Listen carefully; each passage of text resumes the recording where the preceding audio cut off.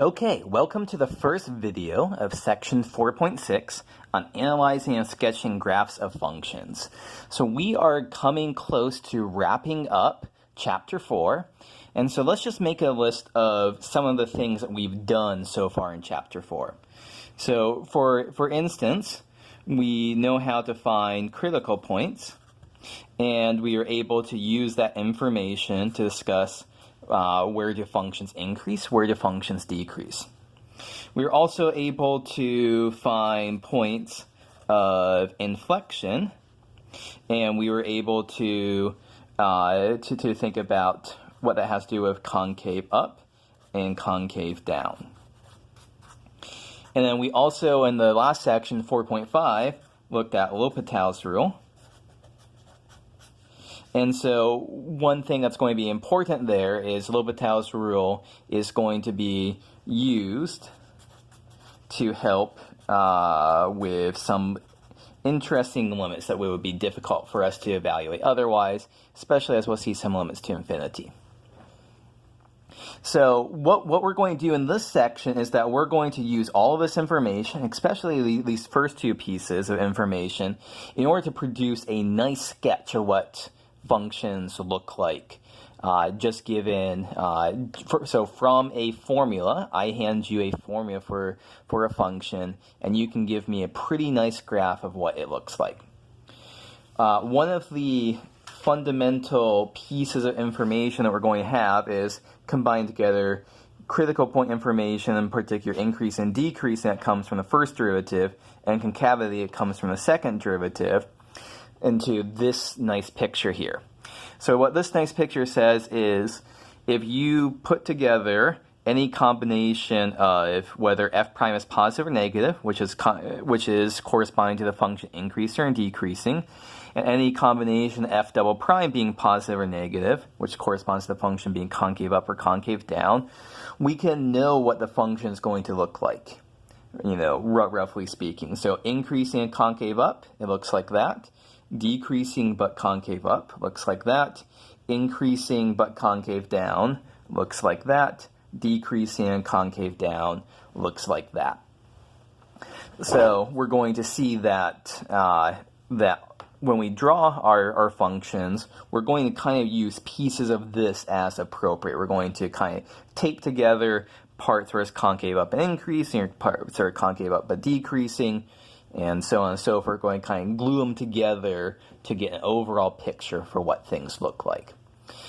So we're going to look for what the book calls transition points, critical points and points of inflection, and kind of break it up into intervals, create sign charts and stuff like that, and fill in the pieces for this.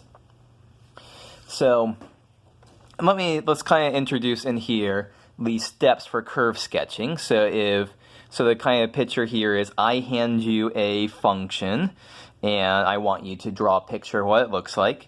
So your first step is going to be find critical points, find the points of inflection, and then use that to determine signs of f prime and f double prime.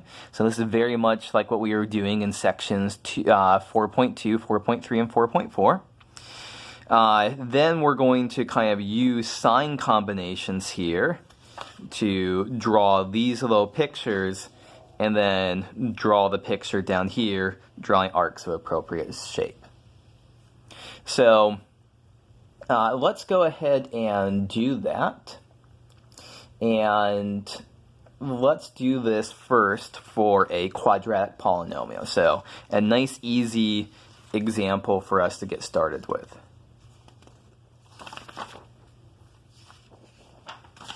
So in particular, let's suppose that we're thinking about f of x is x squared minus 4x plus 3.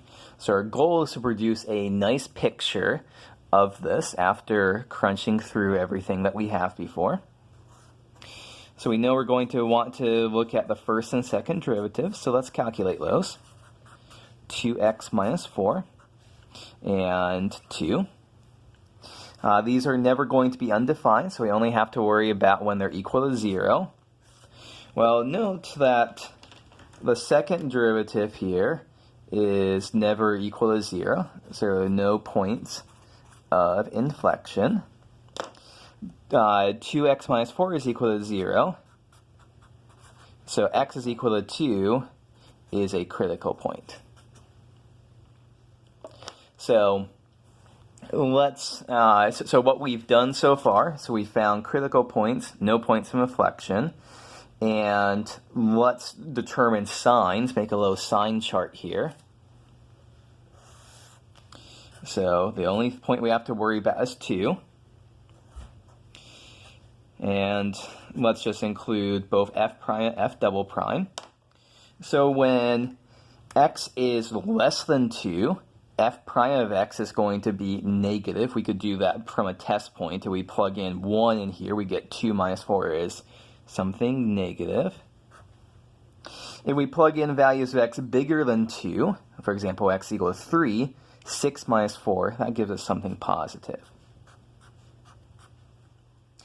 Now, for f double prime of x, the concavity, we see it's always positive no matter what value x is.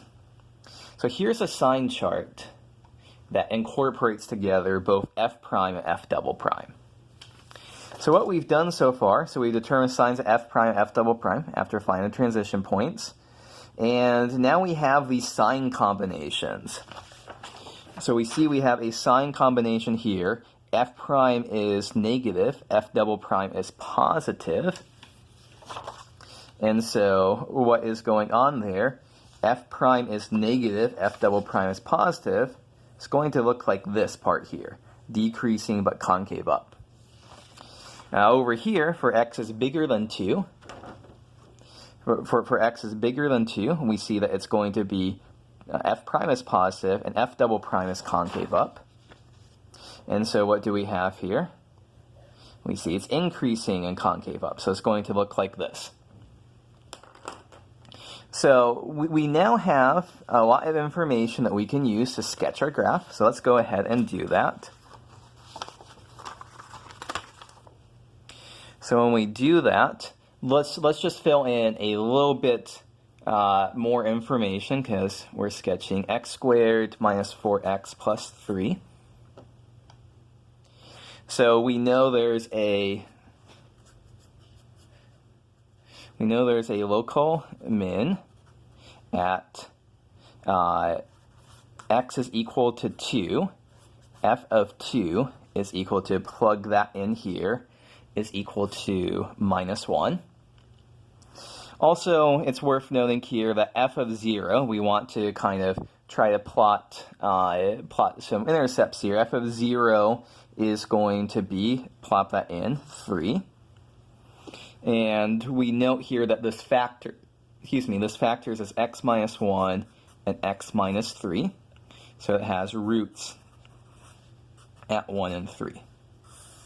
So I think we have enough information to draw everything that we want to. Okay, so what is going on here? We know we have an f of 2. The local minimum there is minus 1. The y-intercept here is 3. It has roots at 1 and 3. And once again, from our sign chart, when x is less than 2, it's decreasing and concave up. It looks like this. When x is bigger than 2, it's increasing and concave up. It looks like this. So we have all of the information we need to make a nice, pretty picture here. So decreasing but concave up hits the local min. Now it's increasing and concave up. So we can use all of the tools that we've developed so far to draw this nice, pretty picture of what f of x looks like.